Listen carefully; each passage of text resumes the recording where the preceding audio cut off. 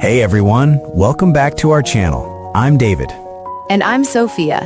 If you're new here, welcome. This is a place where we help you learn English through real conversations. No boring textbooks, no complicated grammar rules, just two friends talking about everyday life. You know what? I was thinking about something yesterday. How many times have you been in a conversation and someone asked you, "So, what did you do this weekend?" And suddenly your mind just goes blank. Oh my God, yes. And you know what's worse? You actually had a great weekend.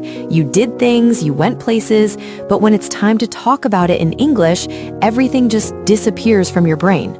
Exactly. And you end up saying something like, "Nothing special, I just stayed home," even though you actually had an amazing time. That feeling is so frustrating. You feel like you're letting yourself down, like you had the words a second ago and now they're gone. So today, we're going to change that. We're going to help you talk about your weekend in English confidently and naturally. And trust me, by the end of this conversation, you'll have so many ideas and phrases that you'll actually look forward to Monday morning small talk. Before we start, if you're enjoying this, hit that subscribe button. We create these conversations to help you improve your English every single day. And make sure to like this video. It really helps us reach more English learners like you. All right, so Sophia, let me ask you the question that starts every Monday morning at work or school. How was your weekend? You know what? It was actually really nice. I needed a break, so I decided to take it slow. On Saturday morning, I slept in a little bit. I didn't set any alarms, just woke up naturally around 9. That sounds perfect. I'm jealous. I can never sleep past 7, even on weekends. Really? Oh, I love sleeping in. Anyway, after I woke up, I made myself a big breakfast. Scrambled eggs, toast, some fresh fruit, and I sat by the window with my coffee and just watched people walk by. That's such a peaceful way to start the day. See everyone, this is what I'm talking about. Sophia is not using complicated words, but she's painting a clear picture of her weekend. Slept in, made breakfast, watched people walk by. Simple, but effective. Exactly. You don't need fancy vocabulary, you just need to describe what you actually did. So David, what about you? What did you do? Well, Saturday was pretty productive for me. I finally cleaned out my closet. I know that sounds boring, but it felt so good.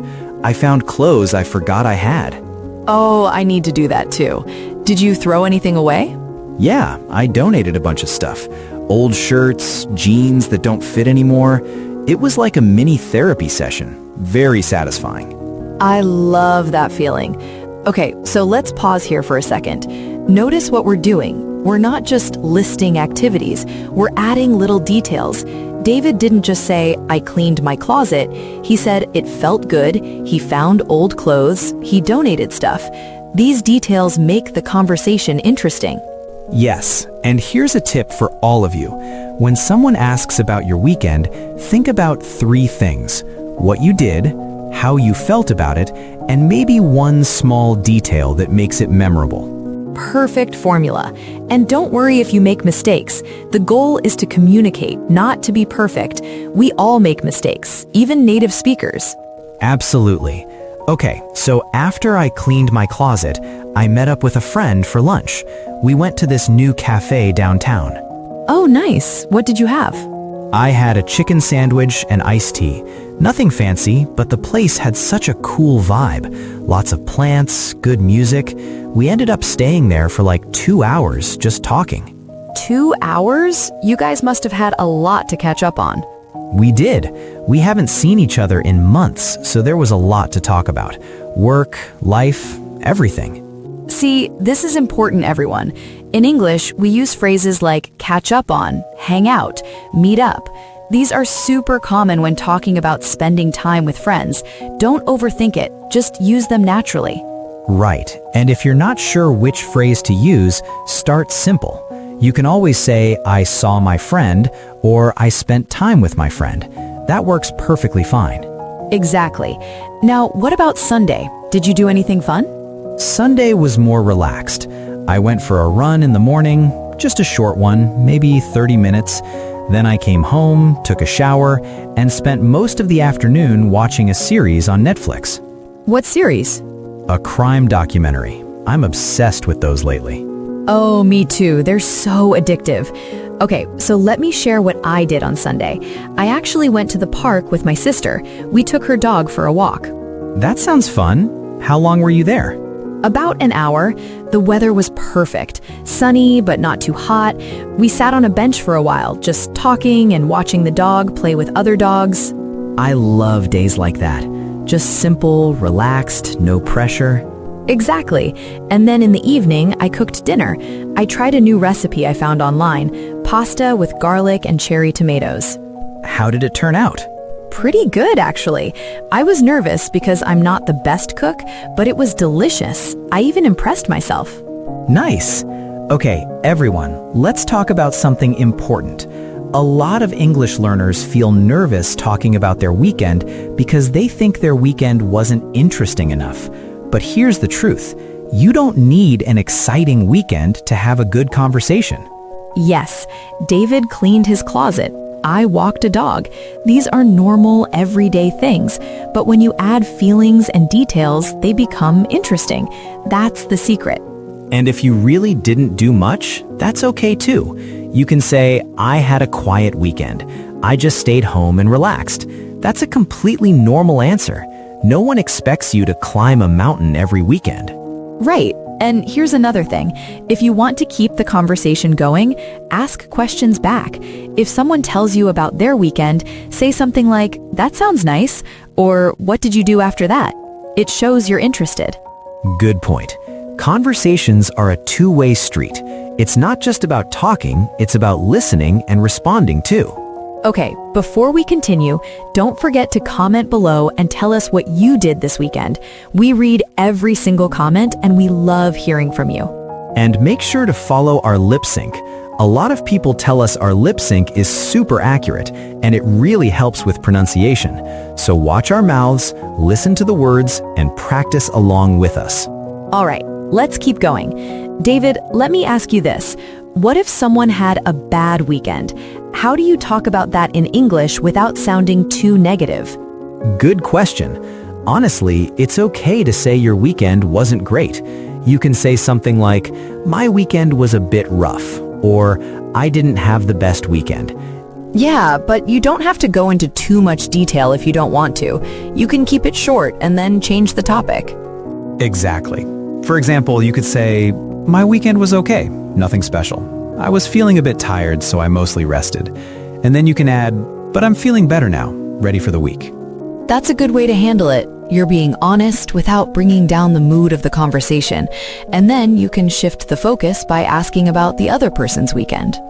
Right. Because in real conversations, especially in English-speaking cultures, people appreciate honesty, but they also appreciate positivity. So find that balance. Now, let's talk about vocabulary. What are some phrases you can use when describing your weekend activities? Oh, great idea. So if you stayed home, you can say, I stayed in. I had a quiet weekend, or I took it easy. If you went out, you can say, I went out with friends. I explored a new place, or I checked out a new restaurant. If you did something active, you can say, I went for a run, I hit the gym, or I went hiking. And if you did something creative or productive, you can say, I worked on a project, I read a book, or I organized my space. See how simple that is? You don't need to memorize 100 phrases. Just pick a few that match what you actually do on weekends and practice them. And here's something important. Don't translate directly from your native language. Think in English. If you're not sure how to say something, use simpler words. Communication is more important than using the perfect phrase. Yes, I see a lot of learners get stuck because they're trying to translate complex sentences from their language, but native English speakers usually keep things simple and direct. Exactly. Simple is powerful. Simple is clear. Simple is what people actually use in real life. Okay, let me share something else I did this weekend. On Saturday night, I watched a movie at home. What movie? It was an action movie. I can't remember the exact name, but it had a lot of car chases and explosions. Pretty entertaining. Did you watch it alone or with someone? Alone. I made some popcorn, turned off the lights, and just enjoyed it. It was my little movie theater experience at home. I love doing that. There's something special about watching a movie at home when it's dark and quiet. It's like your own private cinema. Exactly. And you know what? That's another thing you can talk about when someone asks about your weekend. What you watched, what you listened to, what you read. Entertainment is a big part of our weekends. True. I actually listened to a new music album this weekend. A friend recommended it to me, and I played it while I was cooking. Did you like it? I loved it. It was so relaxing. Perfect background music for a Sunday evening. Nice. See, everyone, these are all conversation starters. Movies, music, books, podcasts. They're easy topics, and everyone has something to say about them. And if someone asks you about something you haven't watched or listened to, you can say, I haven't seen that yet, or I've heard about it but haven't checked it out. Keeps the conversation flowing. Absolutely. Okay, let's talk about something a lot of learners struggle with, time expressions. How do you talk about when you did something during your weekend? Good question. So you can say on Saturday morning, on Sunday afternoon, or on Friday evening if you're including Friday in your weekend. You can also say earlier today, yesterday morning, or last night. And if you want to be more casual, you can say this morning, this afternoon, or later that day. Right. And here's a tip. Native English speakers don't always specify exact times. We often say something like around noon, in the evening, or late at night. Yes, you don't need to say, I woke up at exactly 8:37. You can just say, I woke up around 8:30, or I woke up late. Keep it natural. Keep it conversational. That's the key. All right, if you're enjoying this podcast and learning something new, please hit that like button. It takes 1 second and it helps us so much. And subscribe if you haven't already. We're here every day to help you improve your English. And seriously, drop a comment. Tell us what you did this weekend. We want to hear from you. Practice your English with us. Okay, David, here's a question. What if someone asks you about your weekend plans before the weekend happens, like on a Friday afternoon? Oh, good one. So if someone asks, what are you doing this weekend? You can talk about your plans. You can say, I'm planning to, I'm thinking about, or I might. Yeah, and you don't have to have concrete plans. You can say, I'm not sure yet, probably just relaxing, or I don't have anything special planned. And if you do have plans, be excited about them. Say something like, I'm going to visit my family, or I'm meeting some friends for dinner. Add a little enthusiasm. Right. Enthusiasm makes the conversation more engaging. Even if your plans are simple, the way you talk about them matters. Exactly. Okay, here's something else. Let's talk about the difference between did and was doing. This confuses a lot of learners. Oh, yes. So, what did you do is asking about completed actions. I went to the park, I watched a movie, I cooked dinner. And what were you doing is asking about actions in progress at a specific time. Like, what were you doing at 3 o'clock yesterday? I was reading a book. I was talking to my mom. But honestly, in casual conversation, people usually just ask, what did you do? Don't overthink it. Right. And if someone uses the past continuous with you, just answer naturally. Don't panic about the grammar. Just respond with what you were doing. Communication over perfection. Always. Always. Okay, let's do a quick role play. Sophia, imagine we just saw each other on Monday morning. Hey Sophia, how was your weekend? Hey David, it was great, thanks. I actually went to a farmer's market on Saturday, bought some fresh vegetables and flowers. How about you? Nice, sounds lovely. My weekend was pretty chill. I caught up on sleep and binged a new series. Did anything interesting happen at the market? Yeah, actually. I tried some homemade jam from a local vendor. It was amazing. I bought 3 jars. 3 jars? You must have really liked it. I did, and I also ran into an old friend I haven't seen in years. We exchanged numbers and promised to meet up soon. That's awesome. Those random encounters are the best. They really are. Okay, everyone, see what we did there? We had a natural back and forth. We asked follow-up questions, we showed interest, we shared details. That's how real conversations work. And notice we didn't use complicated words or structures, just simple, clear English. That's all you need. Before we wrap up, let me say this. If you're someone who feels nervous speaking English, I get it. We all start somewhere, but the only way to get better is to practice, and talking about your weekend is one of the easiest ways to practice. It's low pressure, it's familiar, it's something you do every week, so you always have something to talk about. Use it as your training ground. And remember, the person asking you about your weekend doesn't expect a perfect answer. They just want to connect with you. They want to have a friendly conversation. So relax, be yourself, speak from your heart. You've got this.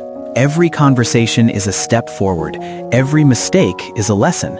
Every word you speak is progress. And we're here with you every step of the way. This channel is your safe space to learn, to practice, and to grow. We believe in you. So to everyone listening, thank you for being here. Thank you for choosing to improve yourself. Thank you for not giving up. Make sure you subscribe to this channel if you want more conversations like this. Hit that like button to let us know you enjoyed this episode. And follow our lip sync because it's truly accurate and will help you with pronunciation. Drop a comment and tell us what you did this weekend. We read every single one and we love hearing your stories. Keep practicing, keep learning, keep believing in yourself. We'll see you in the next episode. Until then, take care.